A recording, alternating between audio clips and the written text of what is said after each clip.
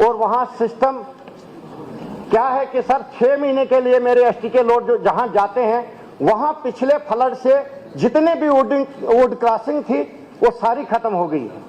मैं चाहता हूं कि अप्रैल से पहले उन पे काम किया जाए और वो मुझे तैयार किया जाए ताकि उन लोगों को सहूलियत मिले। उसके अलावा सर जिस एरिया में वो लोग रहते हैं वहां दरख्त नहीं होते हैं, खुला मैदान होता है। जब बारिश आती है ओले गिरते हैं तो जिसके पास 100 भेड़ें या बकरियां होती हैं वो 50 लेके ही वापस आता है, आधे मर जाते हैं। सर मैं शेल्टर शेड बनाने की जरूरत है उन एरियाज में जहां जहां वो लोग 6 महीने के लिए रहते हैं।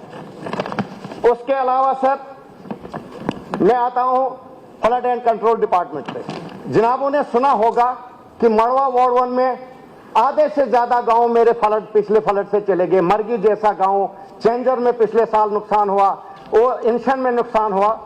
और छात्रों में सर छात्रों हेडक्वार्टर मुगल मैदान तहसील हेडक्वार्टर जो है हर साल जब भी फ्लड आता है तो हमारी जितनी प्रॉपर्टी होती है वो डैमेज होती है, तो उसको एक डीपीआर बना के वहां काम करने की जरूरत है। अगर मुझे वो प्रॉपर्टी बचानी है सर मैं रिक्वेस्ट करता हूं इनसे। अब आता हूं मैं सर पीएचई डिपार्टमेंट पे। मेरा सर 3 एरिया ऐसे हैं जहां को पानी का कोई सोर्स नहीं है।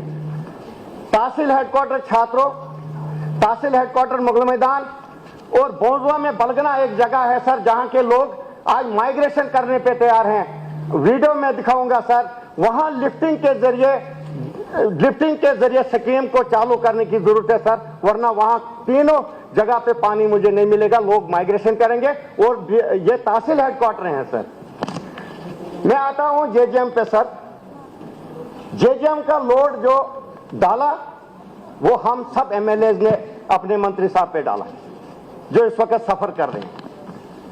हम गरम गरम जीत के आए थे। जिन लोगों ने अब हमारी कॉन्स्टिट्यूंसी में काम किया था, किसी ने हमारे अगेंस्ट किसी के अगेंस्ट उस ठेकेदार ने कंपेन की तो हमने सारी भड़ास उतार के यहां उनके खिलाफ बोल दी, जिससे हमारे स्कीम पे लोड पड़ा। सर ऐसा नहीं है, कई स्कीमें ऐसे हैं जो 5% की कमी से अभी अधूरी है, 10%, 15%। सर मेरी एक रिक्वेस्ट है, एक तो पीएचई में मैन पावर कम है, 15-15 किलोमीटर स्कीम में एक सुपरवाइजर या एक फिटर क्या काम करेगा सर। दूसरा सर, यहां श्यामलाल जी ने कहा कि 900 करोड़ रुपया इस पर खर्च हुआ है। सर अगर 1400 करोड़ में से 900 करोड़ खर्च हुआ है, इसका मतलब है जो ठेकेदारों की डिपॉजिट है, जो बिलिंग से कटिंग होती है, 90 करोड़ रुपया हमारे पास है। उसके अलावा सर स्टेट सेक्टर का अगर 10% भी हिस्सा होगा तो 140 करोड़ बनता है सर। मेरा एक सुझाव है सर, अगर इन स्कीमों को इस बहरान से बाहर निकालना है, क्योंकि जो डिपॉजिट होती है वो 1 साल डिफेक्ट लायबिलिटी पीरियड के बाद ठेकेदार को वापस दी जाती जब उसकी स्कीम कंप्लीट हो और कामयाब हो।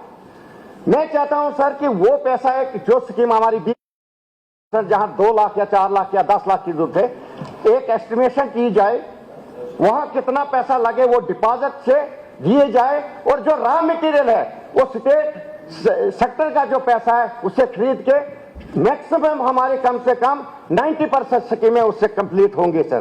तो मैं चाहता हूं कि अगर ये फार्मूला लगाया जाए, पैसे की कमी नहीं है, हमारे मिनिस्टर साहब अच्छे से काम करना जानते हैं, तो मैं इसी के साथ शुक्रिया अदा करना चाहता हूं।